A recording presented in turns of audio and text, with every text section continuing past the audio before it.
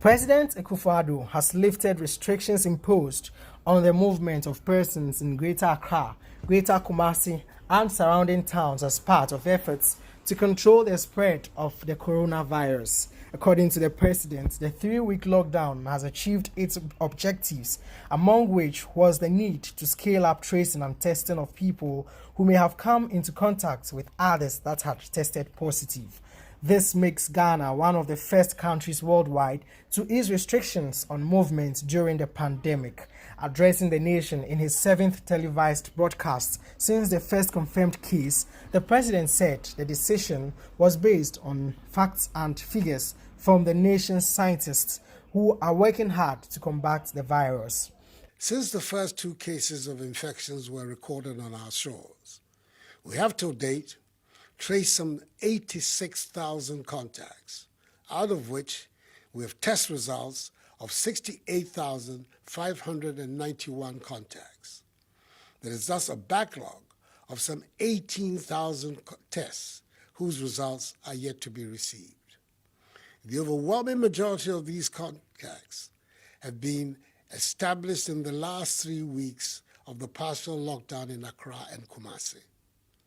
Out of this number, 1,042 persons, i.e. 1.5%, have been confirmed as positive, with 67,549, i.e. 98.5%, testing negative.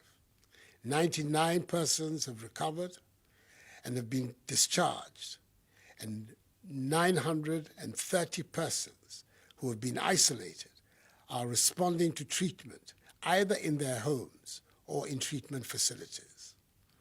These 930 persons, after their treatment, will soon undergo the mandatory 2 tests to determine if they have also recovered from the virus or otherwise. The main reason our country has seen an increase in the number of confirmed cases over the last 3 weeks is because of the decision we took aggressively to trace and test contacts of infected persons. This has enabled us to identify and isolate infected persons, protect the population from further infections, and contain better the spread of the virus.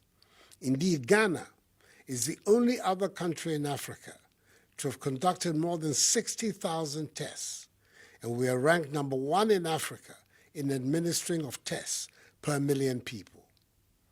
The decision to impose restrictions on movement was backed by the data at hand, and our next course of action, again, is backed by data and by science. Fellow Ghanaians, in view of our ability to undertake aggressive contact tracing of infected persons, the enhancement of our capacity to test, the expansion in the numbers of our treatment and isolation centers, our better understanding of the dynamism of the virus, the ramping up of our domestic capacity to produce our own personal protective equipment, sanitizers and medicine, the modest successes chalked in containing the spread of the virus in Accra and Kumasi, and the severe impact on the poor and vulnerable. I've taken the decision to lift the 3-week-old restriction on movements in the Greater Accra metropolitan area and Kaswa, and the Greater Kumasi metropolitan area and its contiguous districts, with effect from 1 a.m. on Monday, 20th April. The announcement received varied reactions. To some who took to social media to express strong sentiments, it was a wrong move.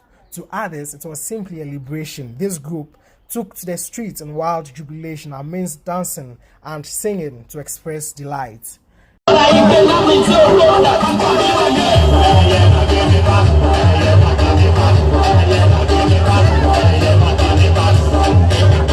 Despite the lift of the lockdown, Ghana's borders will remain closed.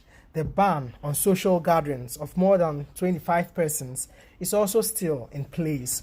The president, however, urged bereaved families to collect bodies of their deceased relatives from the country's morgues for private burial ceremonies. Thus, signed an executive instrument to extend the closure of our borders for 2 more weeks, beginning Monday, the 20th of April.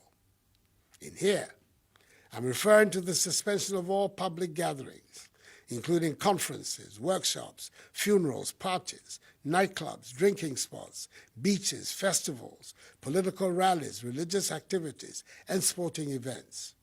All educational facilities, private and public, are to remain closed. Businesses and other workplaces can continue to operate, observing staff management and workplace protocols with a view to achieving social distancing and hygiene protocols. Like the World Health Organization, WHO, has recently advised, I want to encourage you to wear a mask wherever you go, as it will help you not to contract the virus and keep it clean. Meanwhile, Ghana's confirmed cases have jumped to 1,042. This is as a result of 68,591 tests conducted. 9 people have died from the disease, while 99 people have recovered and have been discharged, according to the Ghana Health Service. Over 900 people are currently receiving treatment, either at home or at medical facilities. The general public, however, is advised that this does not represent new infections that are occurring. It represents results from tests of a backlog of samples. Total samples tested so far now stand at 86,916, with a backlog of over 18,000 results expected.